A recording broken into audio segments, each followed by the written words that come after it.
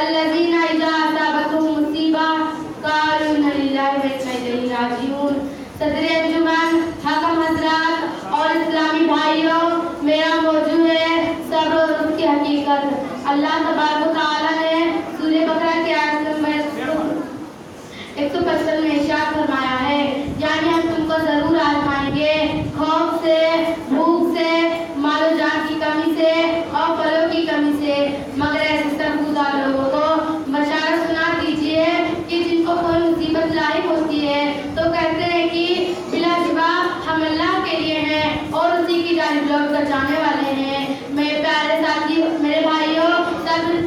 قرآن کریم کی طرف سے صبر کی اہمیت اور فضیلت کا بخوبی پتہ چلتا ہے، مگر سوال یہ ہے کہ صبر ہے کیا؟ ہمیں سمجھتے ہیں کہ صبر بس اسی چیز کا نام ہے کہ کوئی آپ کو کسی قسم کا نقصان پہنچائے اور آپ اس کو برداشت کر لے، بدلہ نہ لے، اسی کا نام صبر ہے۔ نہیں میرے بھائیوں، صبر کا معنی تنگ نہیں ہے، سب دراصل اس کو کہتے ہیں کہ تکلیف کا احساس ہونے کے باوجود نفس کو ناراض ہونے سے روکا جائے۔ میرے پیارے ساتھیوں، یہ سب اتنی اہم چیز ہے کہ قرآن مجید میں تقریباً 70 جگہ اس کا ذکر آیا ہے۔ کہیں اللہ تعالیٰ نے ان اللہ مع الصابرین کہہ کر صبر کرنے والوں کو سہارا دیا ہے، تو کہیں اللہ یحب الصابرین کہہ کر انہیں اپنے محبت کا پروان عطا کیا ہے۔ سورہ سمر کو اللہ تعالیٰ نے پوری انسانیت میں صرف انہی لوگوں کو نقصان و خسارے سے محفوظ کرا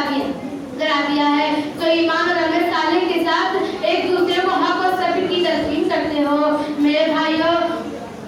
صبر جیسی متاعی گربار کی اہمیت کا اندازہ لگانا ہو یا دیکھنا ہو کہ صبر کیا چیز ہے تو محترم انسانیت صلی اللہ علیہ وسلم کی حیات طیبہ پر نظر ڈالو، ذرا مصائب کی تصور کرو جو دعوت عقیدہ موجود صلی اللہ علیہ وسلم نے دی۔ شیبہ ابو طالب میں گزارے گئے ان 3 سالوں کو یاد کرو جن میں سرور کونین صلی اللہ علیہ وسلم اور ان کے خاندان بنی ہاشم کا لحاظ تھا۔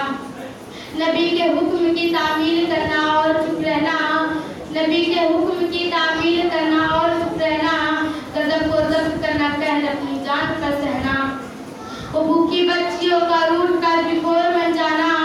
وہ بھوکی بچیوں کا روٹ کر بھی فور بن جانا، خدا کا نام سن کر سبھی کی تصویر بن جانا، تڑپنا بھوک سے کچھ روز آخر جان دے دینا، تڑپنا بھوک سے کچھ روز آخر جان دے دینا،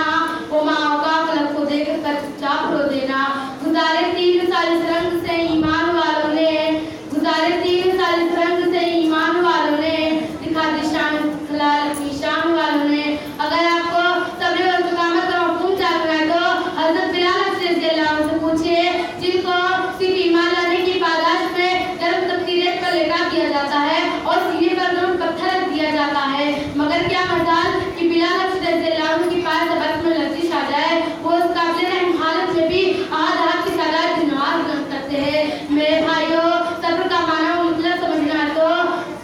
حضرت خبیب رضی اللہ عنہ سے پوچھئے، جن کو سولی پر چڑھانے سے پہلے یہ پیشکش کی جاتی ہے کہ خبیب ایک بار کہہ دو کاش میری جگہ محمد ہوتے، ہم تمہیں چھوڑ دیں گے۔ محمد صلی اللہ علیہ وسلم کے عاشق جواب دیتے ہیں، لوگوں